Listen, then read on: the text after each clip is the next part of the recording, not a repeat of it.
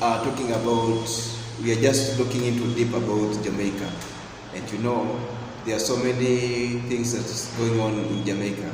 Jamaica is one of the Caribbean countries, first of all, and then Jamaica, it got its independence in 1962. Did you know that?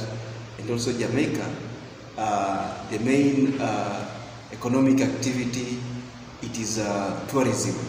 Tourism, it is the main economic activity and finances here and there. So Jamaica, they also believe in Christianism. The Jamaicans believe in Christianism. And you know that also Jamaica, it was colonized by the Spanish and later on by the British. And did you know that also the name Jamaican, it was given to Jamaican by the British? Yeah, so we are going to learn more about Jamaica. So make sure that you subscribe.